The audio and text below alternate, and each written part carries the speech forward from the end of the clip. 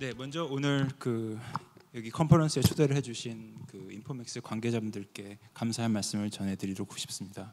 오늘 제가 말씀드릴 내용은 조금 평소와는 좀 다르게 좀 더 장기적 관점에서 앞으로 저희는 어떻게 투자를 이루어 나가야 될지에 대해서 고민해보고 그것에 대해서 어떤 영향이 있을지 말씀드리도록 하겠습니다. 첫 번째로 이제 저희가 오늘 말씀드릴 내용이 전반적으로 세 가지인데요. 첫 번째는 향후 미래의 현금 흐름에 얼마나 분석하는 것이 얼마나 중요한지 그거에 대해서 좀 말씀을 드리고, 그럼 그 두 번째로는 그러한 현금 흐름의 변화가 결국은 매크로 분석에 있어서 어떠한 의미를 지니는지, 그리고 마지막으로는 그러한 변화 속에서 우리가 왜 아시아 채권에 대해서 긍정적으로 생각하는지에 대해서 말씀을 드리도록 하겠습니다. 사실 저희가 지금 현재 투자를 하고 있는 그런 상황을 보시면 매일매일 많은 정보가 쏟아지고 그런 정보에 의해서 시장 가격은 즉각적으로 변화를 합니다. 그렇기 때문에 투자 펀드 매니저로서 어떠한 정보가 발표가 되고 그 정보가 앞으로 어떤 영향이 있을지에 대해서 분석하는 것은 사실은 가치가 많지 않다고 할 수 있습니다. 왜냐하면 즉각적으로 시장이 반영을 하기 때문이죠.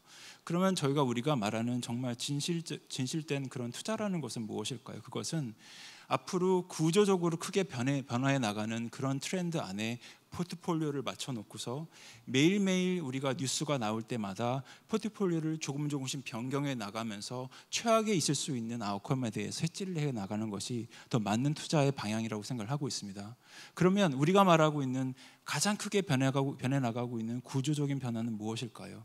그것은 앞으로 우리가 미래의 현금 흐름은 어디에서 발생을 하고, 그러한 미래의 현금 흐름을 누가 가져갈 것이고 누구는 가져가지 못할 것이며, 그러면 그러한 그런 변화가 매크로적인 면에서 봤을 때 성장률, 그리고 인플레이션, 그리고 금리에는 어떠한 영향을 미치에 대해서 분석하는 것이 향후 5년, 10년, 25년 동안 우리가 투자를 하는 데 있어서 가장 중요할 것이라고 생각을 하고 있습니다. 이 차트를 보시면 우리는 지난 수천 년 동안 미래 현금에 대해서 우리는 싸워왔습니다. 우리가 세계대전 1차, 2차 때 우리가 전쟁을 했던 것은 땅, 물, 공기와 같이 결과적으로 우리가 경작을 할 수 있거나 아니면은 우리가 공장을 짓거나 아니면 무역을 하기 위해서 길을 뚫기 위해서 우리는 땅이 필요했습니다. 그 땅이 결과적으로는 미래 현금 흐름을 우리에게 가져올 것이기 때문이죠. 2차 그거 외에 반해서 우리는 그러면 1980년도부터 진행이 된 중동 전쟁은 결과적으로 석유라는 그러한 자산이 가지고 오게 될 미래 현금 흐름에 대한 싸움인 것입니다. 여전히 그 싸움은 진행형입니다. 그러면 앞으로 있을 우리의 미래의 전쟁은 무엇일까요? 미래의 전쟁은 우리가 잘 알고 있듯이 정보에 대한 전쟁입니다. 우리가 이런 얘기는 사실 뉴스에서 많이 듣습니다. 그럼 과연 투자하는 사람의 입장으로서 이거는 어떤 의미를 가질까요? 어떤 숫자를 우리가 알아야 될까요? 지금 여기는 우리가 잠시 중동 전쟁에 대해서 생각을 해보도록 하겠습니다. 석유라는 것이 우리가 미래 현금 흐름에 어떤 의미를 지닐까요? 잘은 안 보이시겠지만 죄송합니다. 이거 차트가 굉장히 좀 작게 나와서 미국이 지난 과거 35년 동안 석유 생산이라는 그 한정된 그 섹터 하나 내에서 현금 흐름을 제너레이트한 것이, 생산해낸 것이 약 3.5조 달러입니다. 엄청나게 많은 현금 흐름을 우리는 지난 35년 동안 석유 생산으로 인해서 미국이 생산해냈습니다. 글로벌하게 봤을 때 지난 35년 동안 석유 생산으로 인해서 전 세계는 대략 40조 달러 정도의 현금 흐름을 창출했습니다. 그거의 혜택을 중동 지역이 많이 받고 있죠. 미국도 마찬가지입니다. 앞으로도 여전히 우리가 디지털 산업으로 변해가고는 있지만 상당 기간 앞으로도 여전히 석유는 많은 현금 흐름을 생성할 수 있습니다. 그렇기 때문에 여전히 중동 지역을 어떻게 변해가는지, 석유 가격이 어떻게 변해갈지를 예측하는 것은 매크로 투자하는 데 있어서 큰 의미를 가진다고 할 수가 있습니다. 하지만 보시면 알다시피 지난 10년 동안 2010년도에는 엑선이라든지 이러한 미국 회사의 석유 기업들의 기업 가치의 S&P 대중 비중이 줄어드는 것을 볼 수 있습니다. 왜냐하면 시대가 변해가고 있기 때문이죠. 앞으로도 석유가 가지고 창출해낼 현금흐름은 크지만 우리가 더 주목해야 되고, 앞으로 현금흐름이 더 발생할 수 있는 기업들이 달라지기 때문에 S&P 비중 내에서의 이러한 석유 기업들의 가치도 변화하는 것입니다.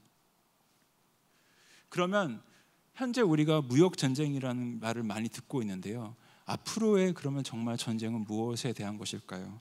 여기에 이제 제목에서 보듯이 앞으로의 전쟁은 테크놀로지, 그리고 인터넷, 그리고 5G 네트워크, 아니면 레저와 같은 그런 곳에서 발생할 수 있는 현금흐름에 대한 싸움입니다. 미국이 왜 화웨이에 대해서 제재를 가하고 있을까요? 화웨이라는 기업은 여러분들이 잘 알고 있듯이 5G 네트워크를 제조하고 그리고 디스트리뷰트하는 회사입니다.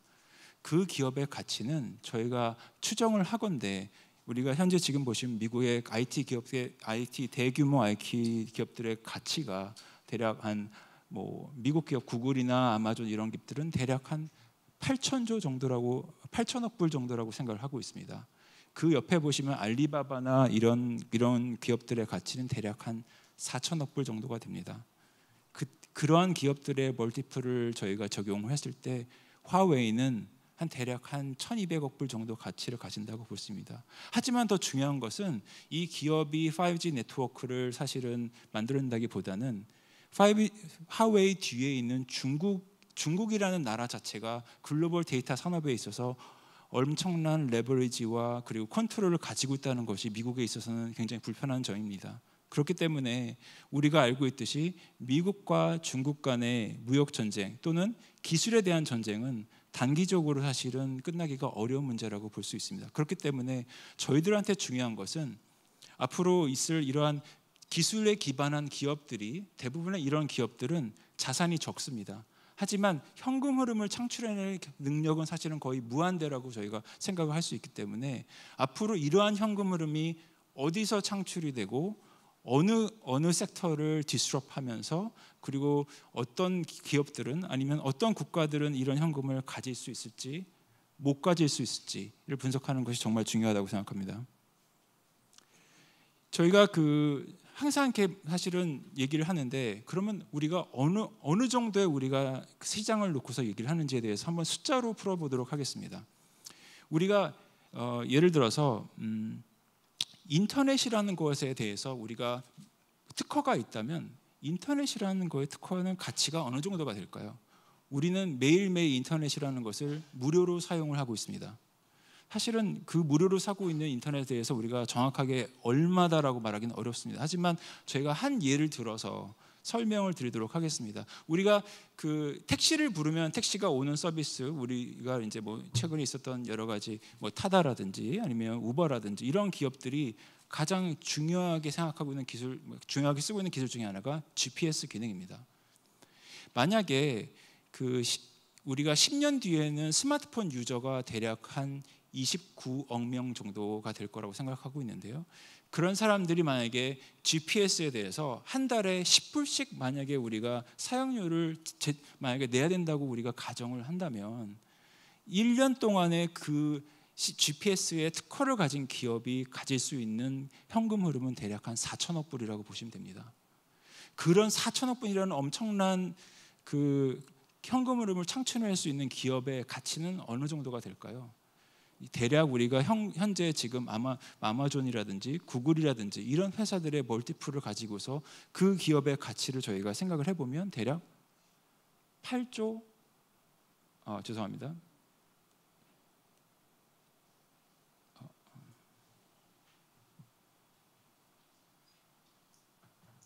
8.8조 정도의 기업 가치를 가질 수가 있습니다. 우리가 미국의 1년 GDP가 16조 달러입니다. 이 GPS 하나만 가진 기업의 가치가 미국 GDP의 1년 GDP의 반을 차지할 수 정도의 엄청난 기업 가치를 우리가 가질 수 있는 것입니다.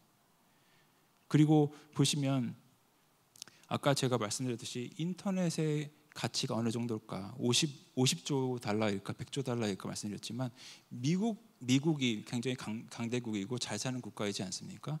미국 시민들의 모든 모든 합한 가치가 100조 달러입니다. 인터넷의 가치는 미국 국민들이 가진 모든 자산을 다 합친 것보다도 2배가 넘다라고 볼 수 있습니다. 그만큼 우리가 커다란 시장에 대해서 지금 미국과 중국이 싸우고 있는 거라고 보시면 되겠습니다. 과거 우리는 지난 20년 전에 라디오라든지 삐삐라든지 이런 기계들을 우리는 사용했었죠. 과거에 우리 금융시장은 이런 기업들이 자금을 조달을 하고 그리고 우리는 그것을 투자를 하면서 우리는 투자 수익률을 가져왔습니다. 하지만 지금 그런 기업들은 더 이상 존재하지 않습니다. 그렇기 때문에 우리가 현재 앞으로 미래에 우리가 어떤 기업들이 또다시 한 20년 후에 현금 흐름을 창출할 수 있을지에 대해서 분석하는 것은 더 이상 강조를 더 이상 할 필요가 없다고 생각을 합니다. 그렇기 때문에 요약을 하자면 앞으로 정말 우리가 투자에 있어서 중요한 것은 앞으로 미래의 현금 흐름이 어디에서 생성이 되고 그리고 우리가 금융시장에서 어떻게 그런 섹터에 대해서 우리가 채권을 발행하면서 그리고 우리는 투자를 하고 그리고 마지막으로 우리가 그런 채권 만기 상환을 받을 수 있을지 없을지에 대해서 우리가 고민하는 것이 중요하고 그러면 결과적으로 이런 캐시플로우를 가질 수 있는 개인, 가질 수 없는 개인, 가질 수 있는 기업과 못 가지는 기업, 결과적으로는 국가 차원으로 봤을 때 우리가 어떤 국가들은 이러한 미래 현금 흐름을 가질 수 있을고 못 가지는 것에 대해서 우리가 매크로한 영향을 분석해 나가는 것이 우리가 정말 중요하다고 생각을 합니다. 마지막으로 제 숫자를 하나만 더 보여드리면 수천 년 동안 우리가 금에 대해서 투자를 해왔습니다. 전 세계에 가진 우리가 모든 금의 가치를 합한 금의 가치는 6조 달러입니다. 이 가치를 가지는데 수천 년이 걸렸습니다. 하지만 아까 말씀드린 GPS의 특허가 있다면 그 특허를 가진 기업의 가치는 이미 금보다도 더 큽니다. 8.8조 달러입니다. 우리가 아까 말씀드렸듯이 오일, 석유의 매장량을 모두 다 합쳐서 우리가 그거를 달러화해서 가치를 측정을 한다면 100조 달러입니다. 인터넷이 가질 수 있는 가치를 우리가 추정을 해본다면 200조 달러, 그리고 인터넷과 5G 네트워크 그와 관련된 수반되는 기업들의 가치를 우리가 어떤 시장 가치를 환산해 봤을 때는 우리가 대략 500조 달러라는 정말 셀 수도 없는 금액이 나올 수 있습니다. 그렇기 때문에 이러한 앞으로 미래 현금에 대해서 우리가 사실은 분석하는 것이 정말 중요합니다. 그러면은 우리가 방금 말씀드렸듯이 이러한 미래 현금 흐름이 우리가 어디서 알아내는 것도 중요하지만 결과적으로 그렇게 5년, 10년 동안 우리가 나아가는 중간에 변동성은 생길 수밖에 없습니다. 우리가 매크로라는 변동성은 우리가 크게 몇 가지로 나누어서 생각해 볼 수 있는데요. 여기에 보시면 빨간색 선은 인플레이션입니다. 과거 그러니까 5년간 연율 5년 동안 이어지는 그 변동성인데요. 보시다시피 인플레이션의 변동성은 이미 굉장히 낮아진 지 오래입니다. 과연 인플레이션을 우리가 분석하는 것이 투자에 있어서 얼마의 가치를 우리가 가질 수 있을까요? 노란색으로 보시는 것은 우리가 성장률에 대한 변동성입니다. 그래도 성장률은 인플레이션에 대해서 변동성이 높습니다. 그렇기 때문에 여전히 투자에 있어서 우리가 성장률에 대해서 분석하는 것은 의미가 있다고 생각을 합니다. 그 오른쪽에 보시면 우리 금융의 시장에 참여하는 사람들로서 가장 중요하게 생각하는 것이 미국의 신규 고용 지표입니다. 하지만 미국 신규 고용의 지표의 변동성은 이미 많이 낮아진 상태에서 이루어지고 있습니다. 과연 이것이 우리가 투자하는 데 의미가 있을까요? 분석하는 데 의미가 있을까요? 장기적으로 봤을 때 정말 중요한 것은 그러면은 이미 실질 금리가 마이너스를 기록하고 있는 유럽과 일본에서 만약에 유럽과 일본이 이러한 미래의 현금 흐름의 상당 부분을 차지할 수 없다면 그러면 그러한 그 중앙은행들은 이미 마이너스 금리를 가지고 있는 국가들은 어떤 통화 정책을 가져가야 될까요? 디지털화가 되면서 이런 현금이 생기지 않고 그렇게 된다면 우리가 쉽게 생각해 볼 수 있는 것이 성장률이 2차 산업으로 이루어진 성장률은 낮아질 것이고 결과적으로 3차 산업 섹터 내에서 인포메이션 테크놀로지가 차지하고 있는 비중의 성장률이 우리가 높지가 않다면 전반적인 국가의 성장률은 아마 더 낮아질 것입니다. 그러면 어떠한 통화 정책을 가져가야 될까요? 사실은 그 부분을 우리가 고민해 봐야 될 것입니다. 그렇다면 이 의미가 아시아나 이머징 국가에는 어떤 의미를 지닐까요? 제가 사실은 고민을 많이 했는데 앞으로 아시아나 또 이머징 국가에 있어서 가장 중요한 것이 무엇일까? 이렇게 변해가는 상황 속에서 차트를 하나 만들어 봤습니다. 제가 이 빨간색 막대 그래프는 지난 한 5년 동안의 GDP 우리 성장률에 대한 바 차트입니다. 그리고 두 번째 보시는 거는 최근 10년, 20년 동안 우리가 개발도상국들의 성장을 지지해왔던 전자제품 2차 산업 내의 전자제품의 성장률입니다. 그리고 마지막으로 초록색 그래프는 서비스 섹터 내에서 ICT 우리가 정보통신 섹터의 성장률이 서비스 산업 내에서 얼마만큼 성장하고 있는지에 대해서 제가 한번 그려봤습니다. 왜 그러냐면 아시다시피 결과적으로 우리가 디지털 경제라는 것은 우리가 서비스 산업 내에서의 ICT 섹터가 성장한다는 것을 의미하기 때문입니다. 보시면 중국은 ICT 서비스 섹터 내에서의 ICT 섹터의 성장률이 20% 이상 매년 지난 5년 동안 성장을 하고 있습니다. 말레이시아, 베트남, 타일랜드 이런 국가들도 8에서 9% 정도의 성장률을 이루고 있습니다. 그만큼 어느 정도 국가가 그러한 서비스 sek터의 성장률을 지지를 하고 있고 거기에 발전 가능성을 높게 보고 있기 때문에 거기에 성장을 이루고 있는 것이죠. 사실 이제 안타깝게도 맨 왼쪽에 보시면 우리나라는 지난 10년, 20년 동안 전자제품의 섹터가 전체 성장률 대비해서 높게 성장을 하면서 우리는 경상수지 흑자를 이루어왔습니다. 하지만 불행히도 우리는 서비스 섹터 내에서 봤을 때 ICT 섹터의 성장률은 2%에 지나지 않습니다.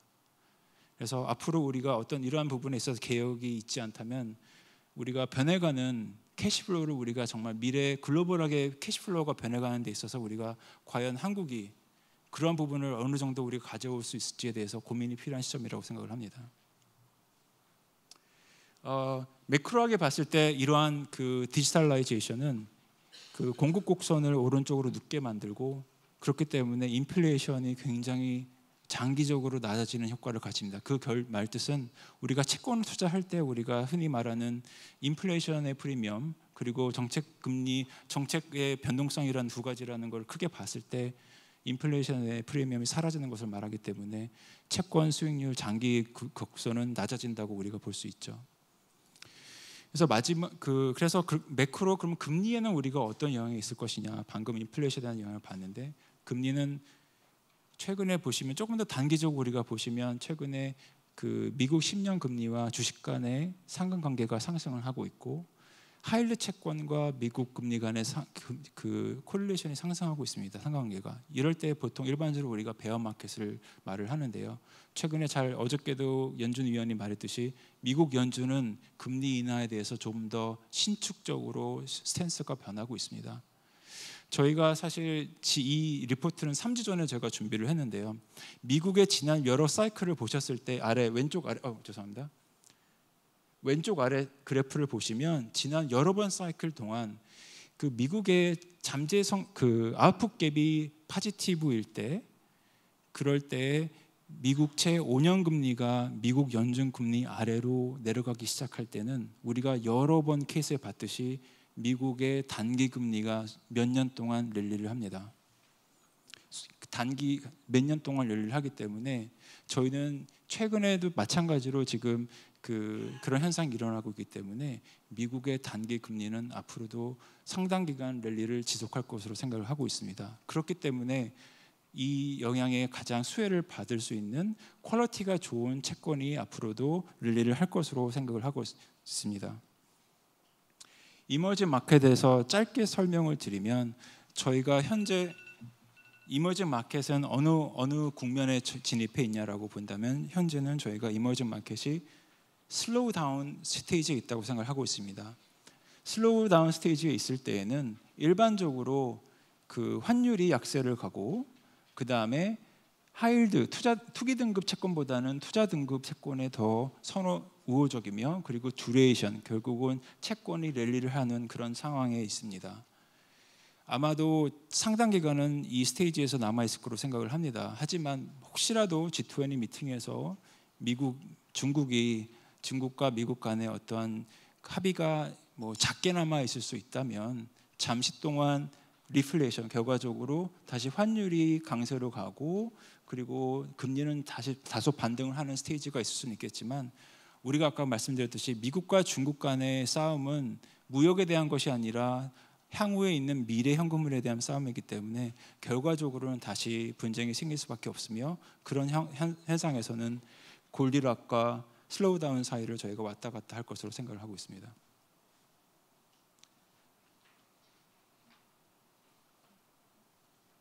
마지막으로 그러면은 이번 연도 들어서 아시아 채권은 굉장히 랠리를 많이 했습니다. 연초 대비해서 거의 8%에 가까운 리턴을 보였는데요. 그러면 과연 먹을 것이 남았느냐, 투자할 가치가 남았느냐라고 물으시는 분이 있으시다면 이걸 보시면 차트를 보시면 빨간색 실선이 그 IG 크레딧의 스프레드입니다. 아시아 IG 크레딧의 스프레드이고 노란색 실선으로 보는 것이 글로벌 IG 크레딧 투자 등급 채권의 스프레드입니다. 여전히 글로벌 투자 등급 채권에 비해서 아시아 투자 등급 채권의 스프레드는 여전히 넓은 편입니다. 그렇기 때문에 아직도 아시아 채권이 글로벌 채권에 비해서 저희는 상대적으로 밸류에이션이 메리트가 있다고 생각을 하고 있고 또한 앞으로 미국채가 굉장히 랠리를 할 수 있는 룸이 많이 남아있기 때문에 중장기적으로도 저희가 아시아 채권에 대해서 저희가 긍정적으로 생각을 하고 있습니다. 네, 이만 발표를 마치도록 하겠습니다. 네, 이동찬 본부장님 오늘 말씀 감사합니다.